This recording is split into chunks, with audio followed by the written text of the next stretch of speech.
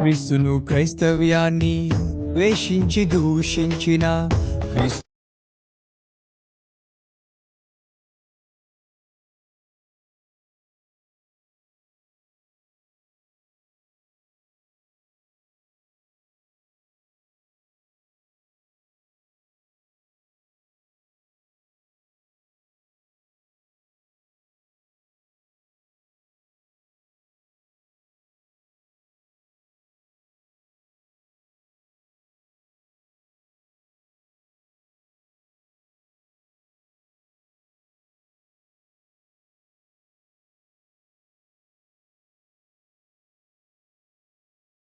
మరి ప్రభు సన్నిధిలో కూడి వచ్చిన పరిశుద్ధమైన మీ అందరికీ ప్రభు నాన్నబట్టి అందరికీ షలోం. దేవుని కృపా సమాధానాలు ప్రభు మనెల్లరికి అనుగ్రహించును గాక. మనం పోయిన వారం యోహాను రాసిన శుభవార్తను ధ్యానం చేయటం మనం ప్రారంభించాం. పోయిన వారాన్న మనం ఉపోద్ఘాతంగా కొన్ని విషయాలు మనం ధ్యానం చేయడానికి దేవుడు సహాయం చేశారు. యోహాను సువార్త పరిశుద్ధ గ్రంథంలో అతి శ్రేష్టమైన గ్రంథము. యేసుక్రీస్తు ప్రభుల వారిని గురించినటువంటి దైవత్వము, ఆయన యొక్క ఉనికి, ఆయన యొక్క ఔన్నత్యము, ఆయన యొక్క మహిమ క్రైస్తవ జీవితానికి అర్థమయ్యేటట్టు క్రీస్తు వారి పట్ల విశ్వాసాన్ని బలపరుచుకోవడానికే అత్యంత ప్రాముఖ్యమైనటువంటి గ్రంథము ఈ యొక్క యోహాను సువార్త. ఈ యోహాను సువార్తలు 21 అధ్యాయాలు వ్రాయబడ్డాయి. ఈ 21 అధ్యాయాలు కూడా అపోస్తుడైనటువంటి యోహాను చేత పరిశుద్ధాత్ముడు రాయించాడు. పరిశుద్ధ గ్రంథంలో రాయబడినటువంటి 66 పుస్తకాల్లో కూడా ఏ ముక్క కూడా మనుషుని యొక్క ఆలోచన వలన పుట్టింది కాదు. అందునే అపోస్తుడైనటువంటి పేతురు తన 2వ పత్రికలో మొదటి అధ్యాయము 21వ వచనంలో అంటాడు కదా, చదవండి ఒకసారి. అపోస్తుడైన పేతురు రాసిన 2వ పత్రిక మొదటి అధ్యాయం, పేతురు రాసిన 2వ పత్రిక మొదటి అధ్యాయం 21వ వచనం. ఏలయనగా ప్రవచనము ఎప్పుడు కూడా మనుషుని ఇచ్చను బట్టి కలగలేదు. మనుషులు పరిశుద్ధాత్మ వలన ప్రేరేపింపబడిన వారై దేవుని మూలముగా పలికిరి. వ్రాయబడిన ప్రవచన వాక్యాలు కానివ్వండి, పరిశుద్ధ గ్రంథంలోని మాటలు కానివ్వండి, ఏది కూడా మనుషుల యొక్క ఇచ్చ వలన, మనుషుల యొక్క కోరిక వలన వ్రాయబడలేదు. ఈ మాటలన్నీ ఎలా వ్రాయబడ్డాయని పరిశుద్ధాత్మ దేవుడు సెలవిస్తున్నాడంటే అది పరిశుద్ధాత్మను యొక్క ప్రేరణ వలన మాత్రమే వ్రాయబడ్డాయని వాక్యం సెలవిస్తూ ఉంది. దేవునికి స్తోత్రం, హల్లెలూయా. ప్రియమైన దేవుని బిడ్డలారా, ఈ వాక్యము నమ్మదగినది, పూర్ణాంగీకారమైనదని అపోస్తుడైన పౌలు తిమోతికి రాసినటువంటి మొదటి పత్రిక 4వ అధ్యాయము 8వ వచనంలో అంటాడు. ప్రియమైన దేవుని బిడ్డలారా, ఈ వాక్యంలో రాయబడిన ఏ మాట కూడా మనం తీసేయడానికి లేదు. ఇందులో రాయబడిన ప్రతి మాట శ్రేష్టమైనదే, ప్రతి మాట ఆశీర్వాదకరమైనదే, ప్రతి మాట కూడా పూర్ణాంగీకారమైనది. పూర్ణాంగీకారమైనది అంటే అది అంగీకరించడానికి యోగ్యత కలిగినటువంటిది. అలాంటి ఈ వాక్యంలో నుండి మనము యోహాను సువార్తను ధ్యానం చేయబోతా ఉన్నాం. యోహాను సువార్త చాలా లోతైనటువంటి మర్మాలతో క్రీస్తు ప్రభుల వారిని గురించినటువంటి ఔన్నత్యాన్ని అర్థం చేసుకోవడానికి మనకు బాగా ఉపయోగపడుతూ ఉంది. ఇది వారానికి ఒక వచనం చెప్పిన మనం ధ్యానం చేసుకుంటే 800 వచనాలు ఉన్నాయి. ఇంచుమించు మనకి 800 వారాలు పడతాయి. 800 వారాలు అంటే ఇంచుమించు 16 సంవత్సరాలేమో. దేవునికి స్తోత్రం. మరి 16 సంవత్సరాలు చదువుకుందామా, లేకపోతే ఒక 5-6 సంవత్సరాల్లో ముగించేసుకుందామా? అదో 2-3 వారాల్లో ముగించేమంటారా?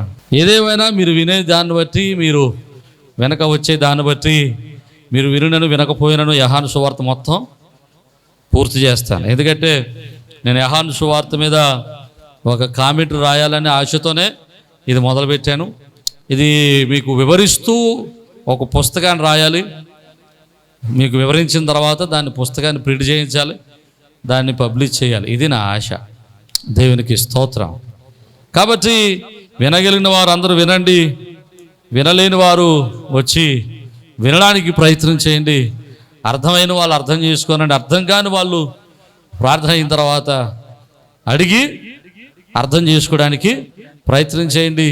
మీరు ఎప్పుడైనా ఇప్పుడు ఏది అర్థం కాకపోయినా మీరు ఫోన్ చేసినా మీకు అర్థం అయ్యేటట్టు చెప్పడానికి నాకు ఏ విధమైనటువంటి అభ్యంతరము లేదు.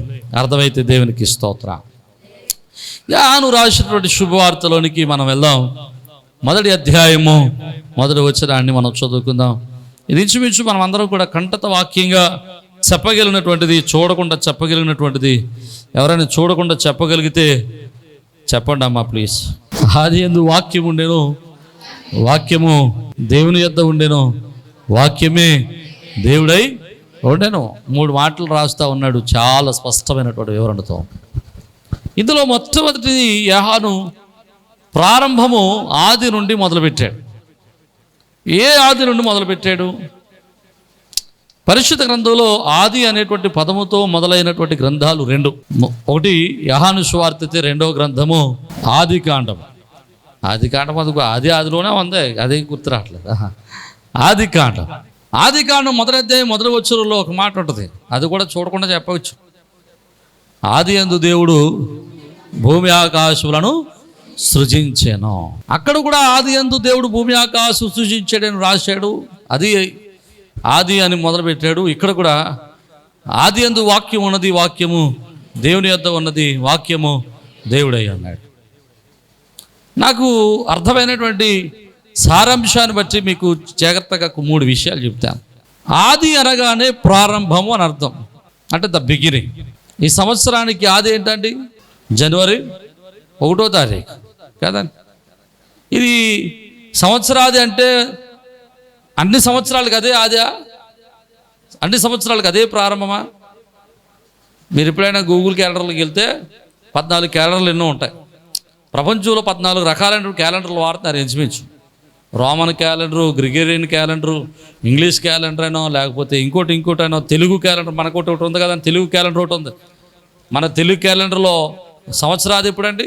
మార్చి ఎప్పుడో వస్తుంది కదండి. కానీ మార్చి అంటే ఈ ఇంగ్లీష్ క్యాలెండర్ 2-3 నెలలు పోయిన తర్వాత తెలుగు క్యాలెండర్లో ప్రారంభం అవుతుంది. అంటే ఒక ప్రారంభం అనేటువంటి పదం అన్నిటికీ ఒకటే విధంగా ఉండదు. ప్రారంభము ఒక్కొక్క విషయంలో ఒక్కొక్క విధంగా ఉంటుంది. నా ప్రారంభం వేరు, మీ ప్రారంభము వేరు. ప్రారంభం అంటే ఒక క్రియ యొక్క ప్రారంభం, ఒక సంగతి యొక్క ప్రారంభం, ఒక వ్యక్తి యొక్క ప్రారంభం. అన్ని ప్రారంభాలు ఒకటి కాదు. అలాగనే యోహాను సువార్తలో రాయబడినటువంటి ఆది, ఆ ప్రారంభము, ఆది కాండంలో రాయబడినటువంటి ఆది ప్రారంభము వేరు వేరు. ఈ ఆది వేరు, ఆ ఆది వేరు. ఆది కాండంలో రాయబడినటువంటి ప్రారంభం ఏంటంటే దేవుడు భూమి ఆకాశాలను సృజించినటువంటి మొదటి దినము, సృష్టి యొక్క ప్రారంభ దినం. అది అంటే దేవుడు సృష్టిని ప్రారంభించిన మొదటి దినము. అక్కడ ఆదిలో దేవుడు భూమి ఆకాశములను సృజించాను అనగా, ఆదిలో అనగా ప్రారంభములో అనగా ఈ సృష్టి యొక్క ప్రారంభములో దేవుడు ఆ సృష్టిని సృజించినట్లు, దేవుడు ఆ సృష్టిని సృజించినట్లు అక్కడ రాస్తూ ఉన్నాడు. దేవుడు సృష్టించినప్పుడు ఆయన సృష్టిని ఎలా తయారు చేశాడు? తన వాక్కు చేత, తన మాట పలుకగా అన్నిటి కలుగబడ్డాయి, అన్నిటి ఎగ్జిస్టెన్స్లోకి వచ్చాయి, అన్ని కూడా వాటంతటిగా అవి సృజింపబడ్డాయి. తన వాక్కు చేత సమస్తాన్ని ఆయన కలుగజేశాడు. సృష్టి ఎంత ఉంది? దేవుడు ఆకాశాల ముందు తయారు చేశాడా, భూమిని ముందు తయారు చేశాడా? భూమిని ముందు తయారు చేయలేదు. ఎందుకంటే తెలుగు బైబిల్లో పొల్టా కథ ఉంటుంది. భూమి ఆకాశం సృజించని రాశాడు, కానీ భూమి ఆకాశములు కాదు.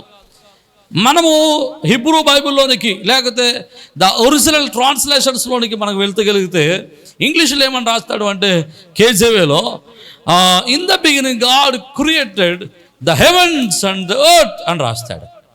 అంటే దేవుడు ఆది యందు ఆకాశములను తర్వాత భూమిని సృజించడం రాస్తాడు. మరి ఆకాశం ఎంత ఉంది? ఆకాశంలో సృష్టి ఎంత ఉంది?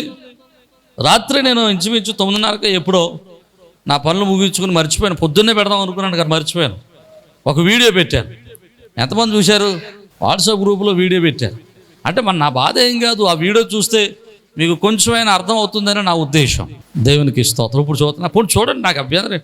ఒక నిమిషం విడుము ఉంటుంది. ఫోన్లు తెచ్చిన వాళ్ళు అందరు తెచ్చారా? చూడండి, ఒకసారి చూడండి, అభ్యంతరం ఏమీ లేదు. చూడండి, చూస్తే మీకు అర్థమవుతుంది. ఆ వీడియో కూడా చాలా బాగుంటుంది. ఎట్లా ఉంటుందంటే, అది ఎవరు తయారు చేశారో నాకు ఆ పేరు గుర్తులేదు, కానీ ఆయన మొత్తం విశ్వాన్ని యానిమేట్ చేశాడు. ఆయన భూమి మీద ఒక అమ్మాయి పండుకొని ఉంటుంది. ఆ అమ్మాయి ముఖం నుంచి ఇలా జూమ్ చేసుకుంటూ వెళ్తాడు. అలా జూమ్ చేసుకుంటూ వెళ్తుంటే భూమి కనబడుతుంది. భూమి అలా ఇంకా వెనక్కి వెళ్తుంటే నవగ్రహాలు కనబడతాయి. ఇంకొంచెం దూరం వెళ్తే సూర్యుడు కనబడతాడు. ఇంకొంచెం దూరం వెళ్తే సౌర కుటుంబం మొత్తం కనబడుతుంది. ఇంకొంచెం దూరం వెళ్తే నక్షత్రాలు కనబడతాయి. ఇంకొంచెం దూరం వెళ్తే వేలాది నక్షత్రాలు కనబడతాయి. నక్షత్రాలు మళ్ళీ వెనక్కి వెళ్తే ఒక పాలపుత్త కనబడుతుంది. ఇంకా వెనక్కి వెళ్తే కొన్ని వందల వేల పాలపుత్తలు ఉంటాయి. ఇంకా వెనక్కి వెళ్తే పాలపుత్తలు అన్నీ కలిపి కొన్ని వందల పాలపుత్తలన్నీ కలిపి మరొక గుంపు కనబడతాయి. అలాంటి గుంపులు కోట్లాది గుంపులు ఉంటాయి. దేవునికి స్తోత్రం. ఆ సృష్టిలో భూమి అస్సలు కనబడదు. విశ్వములో భూమి వంతు చాలా తక్కువ, అసలు లేనట్టే ఉంటుంది. అసలు సృష్టిలో భూమి కనబడదు. వోయేజర్ 1 and 2 అనేటువంటి ఒక శాటిలైట్స్ని ఆకాశంలోకి పంపించారు. అవి సౌర కుటుంబంలో ప్రయాణం చేసుకుంటూ వెళ్తాను. ఈ భూమి యొక్క చిత్రాన్ని తీస్తే ఆ భూమి యొక్క చిత్రం అందులో ఎలా కనబడిందంటే ఒక పెన్ డాట్లా కనబడింది. అది ఇంకా భూమి ఇంకా సౌర కుటుంబంలోనే ఉంది కనుక దాని డాట్లా కనబడింది. ఇంకా దూరం పోతే ఇంకా అసలు సూర్యుడు భూమి కనబడదు. ఎంతటి విశ్వాన్ని దేవుడు తయారు చేశాడు. అది ఆది అనగా ఆది ఖండములో ఉన్నటువంటి ఆది అంటే ఆ సృష్టి యొక్క ప్రారంభం, ఆ విశ్వం యొక్క ప్రారంభం. దేవునికి స్తోత్రం. అంటే దేవుడు ఎంత విశ్వాన్ని తయారు చేశాడంటే ఆయన ఎంత బలవంతుడో, ఎంత గొప్పవంతుడో, ఎంత గొప్పవాడో, ఎంత శక్తివంతుడో మనకు అర్థమవుతుంది. అందుకోసమే దేవుడు అబ్రహాము, ఇస్సాకు, యాకోబులకు ఆయన మనకు ప్రత్యక్షమైనట్లుగా, తర్వాత ప్రజలకు ప్రత్యక్షమైనట్టుగా యెహోవా నామమున ప్రత్యక్షం కాలేదట. ఆయన ఏ నామమును వారికి ప్రత్యక్షమయ్యాడు అంటే సర్వశక్తుడను నామమును ప్రత్యక్షమయ్యాడట. ఏ నామము? సర్వశక్తుడైన దేవుడని. సర్వశక్తుడనగా ఎల్ షడాయ్. సర్వశక్తుడు అంటే ఏదైనా చేయుటకు సమర్థుడైనటువంటి దేవుడు. నిర్గమకాండం 6వ అధ్యాయము 3వ వచనంలో మాట ఉంటుంది. ప్రియమైన దేవుని బిడ్డలారా, ఆయన సర్వశక్తి కలిగినటువంటి సృష్టి అంతటిని ఆయన సృజించాడు. ఆ సృష్టిని ఒకసారి చూస్తే మీకు అర్థమవుతుంది మన దేవుడు ఎంత గొప్పవాడో. ఆ సృష్టిలో దేవుడు తన మాట కలుగు చేయగా అన్నిటినీ కలిగించాడు. అది ప్రారంభము. ఏ ప్రారంభము అంటే ఆ సృష్టి ఎగ్జిస్టెన్స్లోనికి, ఆ సృష్టి ఉనికిలోకి వచ్చేసే ప్రారంభమే ఆది కాండం 1వ అధ్యాయం 1వ వచనం. అక్కడ సృష్టి యొక్క ఆరంభము ప్రారంభమైంది. కానీ ఆ ఆరంభము కంటే ముందు దేవుడు ఉన్నాడు. యెషయా గ్రంథం 43వ అధ్యాయము 10వ వచనంలో మనం చూస్తే, చదవండి ఒకసారి. యెషయా గ్రంథం 43వ అధ్యాయము 10వ వచనాన్ని చదువుకుందాం తొందరగా.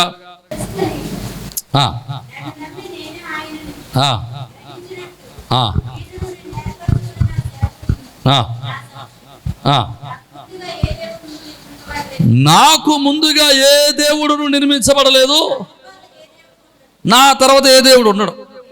నేనే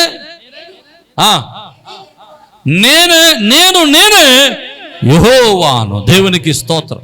నేను తప్ప వేరొక దేవుడు లేడు. నేనే యెహోవాను, నాకు ముందు ఎవరు లేరు, నా తర్వాత ఏ దేవుడును లేడు.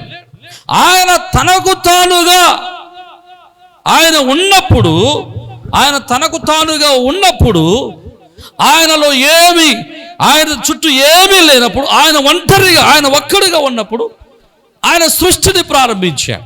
అలా సృష్టిని ప్రారంభించడానికి మొట్టమొదటిగా ఆయన పలికినటువంటి పలుకే ఆయన యొక్క వాక్యము. ఆయన మాట మాట్లాడగా, ఆయన స్వరము పలుకగా, ఆ స్వరము వ్యక్తిత్వంగా మారి ఆ వాక్యం ఎక్కడుందట? ప్రభువు దగ్గర ఉంది. ఆదిలో వాక్యం ఉంది. ఆ వాక్యం ఎక్కడుంది? దేవుని దగ్గర ఉంది. వాక్యమే ఉన్నాడు. ఇప్పుడు యోహాను రాసేటువంటి ఆది కాండములో ఉన్నటువంటి ఆది కంటే పూర్వము.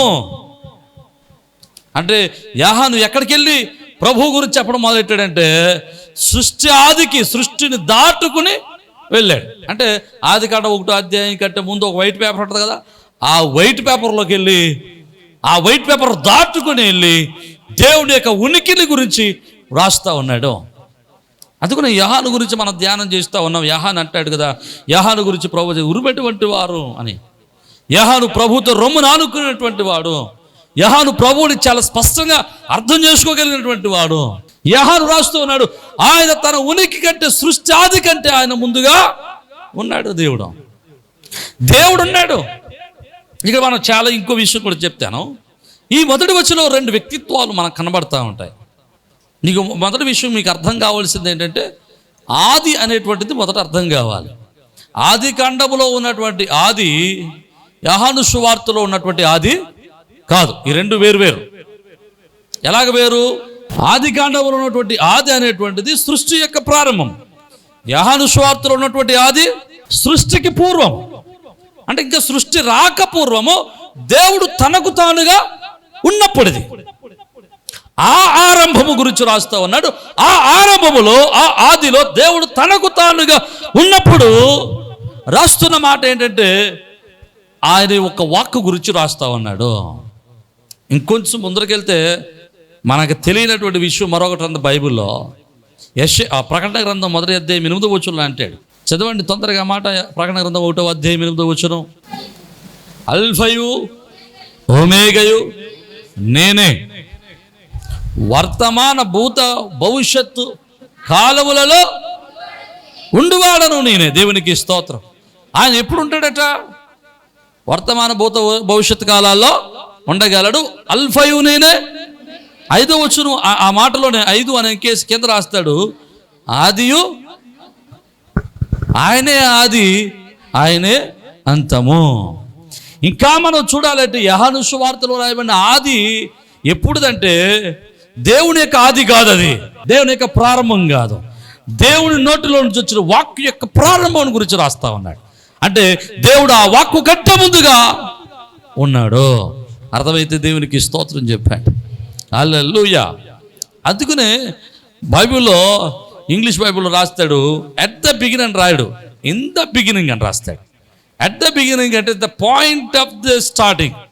ఇన్ ద బిగినింగ్ అంటే ఇంచుమించు ప్రారంభంలో అని అర్థం. ఇక్కడ చూస్తే ఆదిలో దేవుడు ఉన్నాడు. యోహాను చేసేసరికి ఆ ఆదిలో వాక్కు ఉన్నట్టు రాశాడు. ఆదిలో ఏముందండి? వాక్కు ఉంది. వాక్కు ఎక్కడుంది?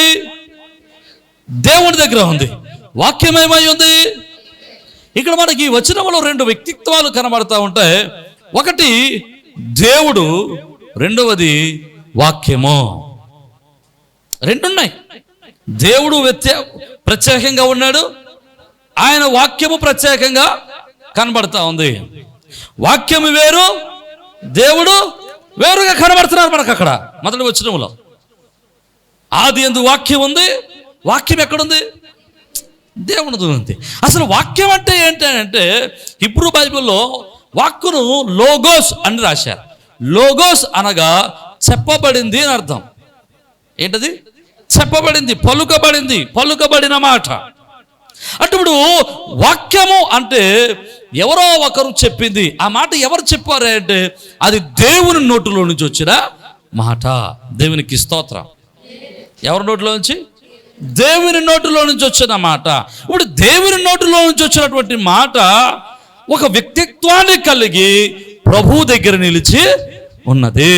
అక్కడ అంటున్నాడు ఆ వాక్యమే దేవుడై ఉన్నాడు. దేవునికి స్తోత్రం. ఇది చాలా కాంప్లిమెంటరీగా లేదా చాలా కాంట్రవర్షియల్గా కనబడతా ఉంటుంది. దేవుడు ఉన్నాడు, దేవుని నోటిలో నుంచి వచ్చిన వాక్కు వ్యక్తిత్వాన్ని కలిగి ఉంది. ఆ వాక్కు దేవుడై ఉన్నాడు. ఇది మనకు బాగా అర్థం కావాలంటే ఒక వచనాన్ని చదువుదాం. కొన్ని వచనాలు చదవడానికి ప్రయత్నం చేద్దాం. చదవండి ఒకసారి. కీర్తన గ్రంథము 56వ అధ్యాయము. అమ్మా అక్కడ కీర్తనకారుడు చక్కగా రాస్తున్నాడు చూడండి. దేవునిని బట్టి నేను ఆయన వాక్యమును కీర్తించేదను, యెహోవాను బట్టి. ఆమేన్, హల్లెలూయా. ఇప్పుడు ఇక్కడ చాలా స్పష్టంగా కీర్తనకారుడు రాస్తున్నాడు. దేవునిని బట్టి నేను ఆయన వాక్యమును కీర్తించెదను, యెహోవాని బట్టి ఆయన వాక్యమును. కీర్తనగాడు స్పష్టంగా ఏం చెప్తున్నాడండి? ఇక్కడ దేవుడు ఉన్నాడు, వాక్యము ఉన్నది. దేవుడు ఎవరు? దేవుడు ఎవరని చెప్పుకున్నాడు? ఆయన తనను ఎలా చెప్పుకున్నాడు? సర్వశక్తి గల నామములో వచ్చాడని, సర్వశక్తి గల దేవుడు అని చెప్పుకున్నాడు. ఆయన ఆదిలో ఉన్నవాడిగా చెప్పుకున్నాడు. ఆయన మాట్లాడినటువంటి మాట వాక్యము. ఈయన అంటున్నాడు, దేవా నిన్ను బట్టి నీవు మాట్లాడిన, నీవు పంపిన వాక్యము, నీ వాక్యమును నేను కీర్తించెదను. ఈ భూమి మీద దేవుడు తప్ప పూజనీయుడు మరొకడు లేడు. కానీ కీర్తనకారుడు చేత పరిశుద్ధాత్మ దేవుడు రాయిస్తూ ఉన్న మాట ఏంటంటే, వాక్యము కూడా కీర్తనీయమైనది, వాక్యము కూడా పూజింప తగినది. అంటే దైవత్వ లక్షణాలలో దేవుడు ఎలాంటి అధికారాన్ని కలిగి ఉన్నాడో ఆయన వాక్యము కూడా అదేంటి అధికారమే కలిగి ఉన్న లాంటి దైవత్వాన్ని కలిగి ఉన్నది. ఇంకొంచెం మనం చూద్దాం. 138వ సంకీర్తన 2వ చరణములో మరొక మాట రాస్తూ ఉన్నాడు, నీ పరిశుద్ధాలయము తట్టు నేను నమస్కారము చేయుచున్నాను, నీ నామంతటి కంటే నీవిచ్చిన వాక్యమును నీవు గొప్ప చేసి ఉన్నావు. ఆయన దేనిని గొప్ప చేశాడు? వాక్యాన్ని గొప్ప చేశాడు. ఆయన దగ్గర ఉన్న వాక్యాన్ని గొప్ప చేశాడు. ఆయన నామము కంటే ఆయన వాక్యాన్ని ఆయన గొప్ప చేసినట్లు మనం చూస్తూ ఉన్నాం. కీర్తనకారుడు 107వ కీర్తన 20వ చరణాన్ని మనం చదువుకుంటూ అక్కడ అంటున్నాడు, ఆయన తన వాక్కును పంపి వారిని బాగు చేశాను. ఉందండి అక్కడ 107:20 వచనం, 107వ సంకీర్తన 20వ చరణం ఏమనుందండి? Very good, very good. ఆయన తన వాక్కును పంపి వారిని బాగు చేశాను. ఆయన అనగా ఎవరు? Who is he? ఆయన ఎవరండి?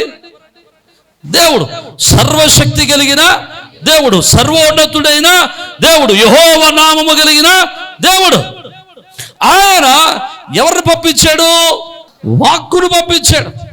ఆయన తన వాక్కును పంపి ఏం చేశాడండి? వారిని బాగు చేశాడు. అంటే దేవుడు ఉన్నాడు, ఆయన వాక్కును పంపించాడు. రైట్, మీకు ఇక్కడ బాగా అర్థం కావాలి.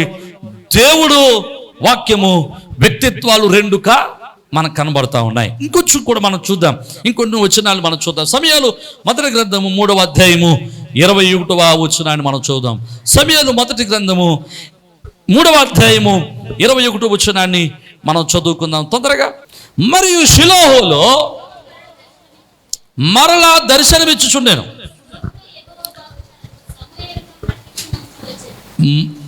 షిలోహులో అది అలా చదవాలి. మరియు షిలోహులో యెహోవా తన వాక్కు చేత, ఆమేన్ హల్లెలూయా. ఎలాగంట? షిలోహులో యెహోవా మరల దర్శనమిచ్చుచుండెను. ఎలాగిస్తున్నాడు? తన వాక్కు చేత సమయాలకు ప్రత్యక్షమగుతూ వచ్చాను. అంటే దేవుడు ప్రత్యక్షమగలేదు సమయాలకి. ఎవరు ప్రత్యక్షమయ్యారు? వాక్కు ప్రత్యక్షమయ్యింది. వాక్కు ద్వారా దేవుడు ప్రత్యక్షమయ్యాడు. పాత నిబంధనంతలో కూడా ఆయన వాక్కు చేత తన ప్రజలకు ప్రత్యక్షమైనట్లుగా, తన వాక్కు చేత ప్రజలను నడిపించినట్లుగా, వాక్యము చేత ప్రజలను బాగు చేసినట్లుగా, వాక్యము ద్వారా వారిని నడిపించినట్లుగా పరిశుద్ధ గ్రంథంలో రాయబడుతూ ఉంది. అంటే దేవుడు ఆయన ఉన్నాడు, ఆయన తన మాటను వ్యక్తిత్వం కలిగిన తన వాక్కు చేత తన ప్రజలను నడిపించాడు, తన ప్రజలకు ప్రత్యక్షమయ్యారు, తన ప్రజలను బోధించాడు, తన ప్రజలను స్వస్థపరిచాడు. అర్థమైందా? అర్థమైన వారు దేవునికి స్తోత్రం. అంటే ఇక్కడ ఫస్ట్ భాగంలో మీకు అర్థం అవ్వాల్సింది ఏంటంటే, దేవుడు తన వాక్కు వేరై ఉన్నారు. అర్థమైందా మీకు? దేవుడు ఉన్నాడు, దేవుడితో పాటు తన వాక్కు కూడా ఉన్నది. ఆయన పలికిన మాట ఉన్నది. ఈ సృష్టి అంతా చూడండి, యోహాను సువార్తలో మనం చదువుదాం ఒకసారి. ఆ సృష్టిలో చూద్దాం. ఆది యందు వాక్యం ఉండెను, వాక్యము దేవుని యొద్ద ఉండెను, వాక్యమే. రైట్. అప్పుడు 3వ వచనం 3వ మాట్లాడినాడు, ఆ వాక్కు ఆయన వేరువేరుగా ఉన్నప్పటికీ వాళ్ళిద్దరు వేరువేరు కాదు. వాళ్ళిద్దరు ఎవరు? మరలేమై ఉన్నారట?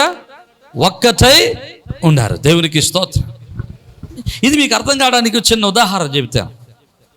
ఇప్పుడు నేను మిమ్మల్ని తిట్టాననుకోండి, మిమ్మల్ని తిడితే ఫోన్లే పాస్టర్ గారు ఆయన మంచోడే, ఆయన మాటే నన్ను బాధ పెట్టింది ఆయన మాటలే నన్ను బాధ పెట్టాయి అనుకుని నాతో మళ్ళీ ఫ్రీగా మాట్లాడగలరా? నువ్వు నేను తిట్టిన తర్వాత ఆయన మంచోడేలే ఆయన మాటలే మంచివి కాదు అనుకుని నాతో మళ్ళీ ఫ్రీగా ఉండగలరా అంటున్నాను. నేను మంచోడైతే నా మాట కూడా బాగుండాలి కదా. అంటే నేను వేరు, నా మాటలు వేరు కాదు. నిన్ను మిమ్మల్ని బాధ పెట్టిన తర్వాత నా మీద కోపం వస్తుంది. నా మీద కోపం ఉంటుందా? నా మాటల మీద కోపం ఉంటుందా? అంతే కదా. అంటే నా మీద కోపం నా మాటల మీద కాదు, నేను మాట్లాడిన మాట వలన నా మీద కోపము. ఇప్పుడు దేవుని యొక్క వాక్కు ఉండి ఆయన వాక్కు పనిచేస్తున్నప్పటికీ, వాక్యము ఆయన వేరుగా ఉన్నప్పటికీ, ఆయన వాక్కు ఆయన ఏమై ఉన్నారు చెప్పట్లేదు. వాక్యమే దేవుడై ఉన్నాడు. దేవునికి స్తోత్రం. వాక్యము దేవుడై ఉన్నాడు. అందుకని ఇంకో మాట, ఆయన యందు దేవుడి ఆయన ఆది యందు దేవుడి యందు ఉండెను, సమస్తమును ఆయన మూలముగా కలిగెను. కలిగి ఉన్నదేది కూడా ఆయన లేకుండా, ఎవరు లేకుండా కలుగులేదు. అది ఎవరు లేకుండా, వాక్యము లేకుండా కలగలేదు. అర్థమైతే దేవునికి స్తోత్రం చెప్పాను. నేను అలా ఆది అనేటువంటి పదం దగ్గర ఈ వారమంతా ఆగిపోదాం, ఇక్కడ వివరించేసి వదిలేద్దాం అనుకున్నాను. కానీ మీరు వినేటువంటి విధానం, మీరు మనసు పెట్టినటువంటి విధానం నన్ను ఏం చేస్తుందంటే ఇవన్నీ చెప్పాననిపిస్తుంది. ఒరిజినల్గా 2 పేపర్లు తెచ్చుకున్నాను, కానీ ఒక ముక్క చెప్దామని ఇక్కడే ఆగిపోదాం అనుకున్నాను. మీరు వినడానికి చాలా జాగ్రత్తగా విన్నారు కనుక, అర్థం చేసుకోగలుగుతున్నారు కనుక నేను త్వరగా ముగించుకోవడానికి, ముందరికి వెళ్ళడానికి ప్రయత్నం చేస్తా ఉన్నాను. దేవునికి స్తోత్రం.